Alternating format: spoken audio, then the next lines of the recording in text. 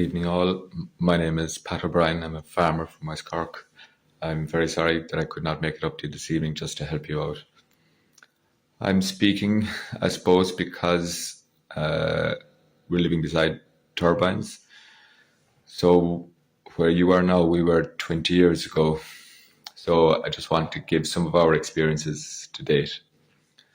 I wish to start off that 20 years ago, when they were talking about building wind turbines here, we did not object. We listened to the people who were putting it up. They were our neighbours, and we believed everything they said. So we're not against turbines. We're not against climate change. We love to see people getting on.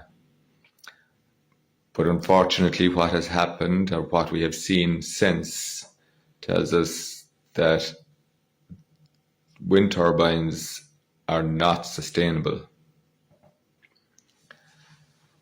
Just to elaborate on that, to understand sustainability, there are three main parts to sustainability.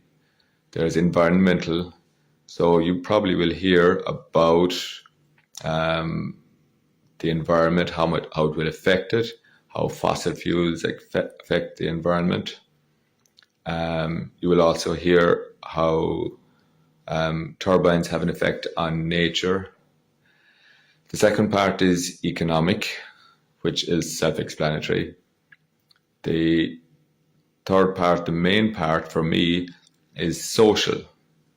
Now, unfortunately, this is social sustainability is a part that is never mentioned by the government or by politicians because they do not care what happens to people.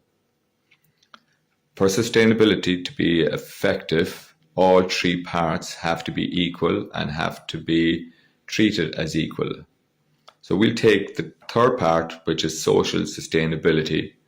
That means communities like ours, like yours, have to be taken into effect and have to be looked after very much for the whole project to work. So how are communities affected by the spread of turbines around the country? So in our case, when the turbines were first muted to be put up, there were 7 or 8 people objected. Again, we did not. We thought they would be great for everything. They would solve everything. 10 years later, when the locality again was put to the test and they wanted to expand this local wind farm, for every one that objected before they were ever put up, there were 20 locals objected when they had seen the effect, when they had lived with the effect, and when they had suffered with the effect, and when they could see how these turbines were affecting the locality and local people living there. And that speaks for itself. So just in the countryside, if it looks like a horse and neighs like a horse and kicks like a horse, it is a horse. So I hope the people who are trying to tell us that these turbines are great for our communities just stop and stop trying to fool the people, because that's all they're trying to do.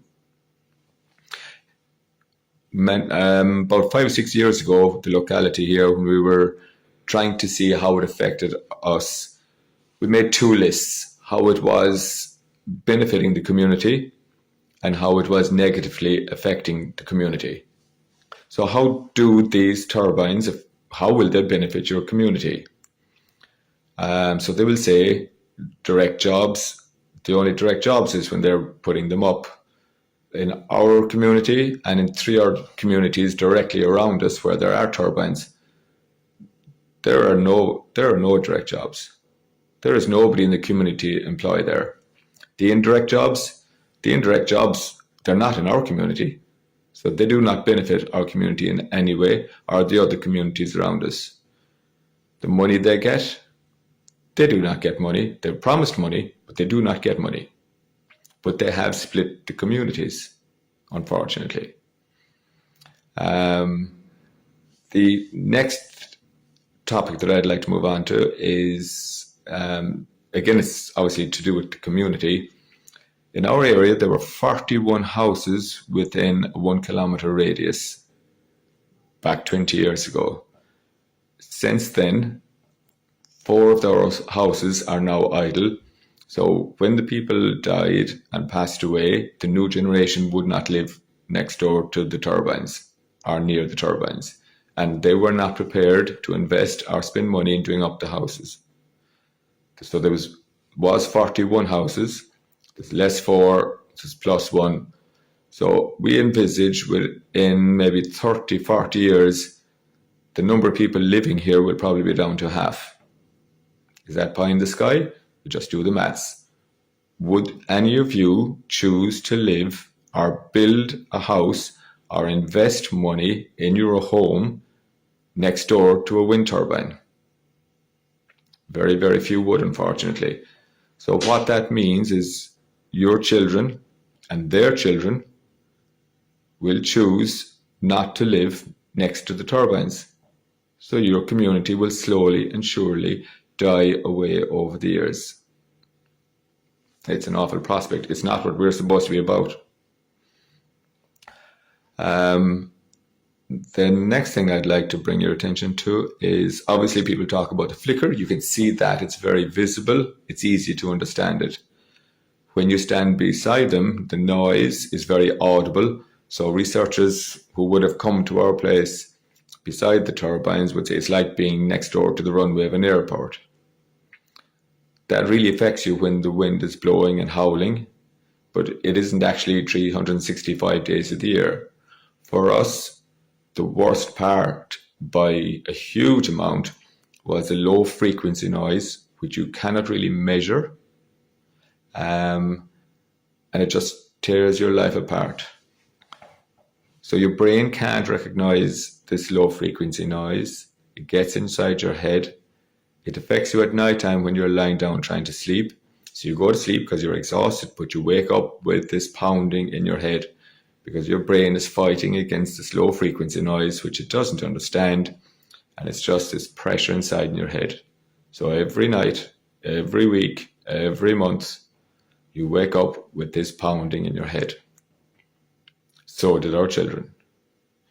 So even though we're farmers, we built a new house in 2002, and 7-8 years ago we eventually gave up and we moved out of the house because of the effect that it was having in our health. We just had to move up. So we moved further away. We were 570 kilometers away from them, where our new house was, our home was. So we upped and off and left our home beside our farmyard, beside our place of work, and moved a kilometre further away. It did ease, but it is not gone.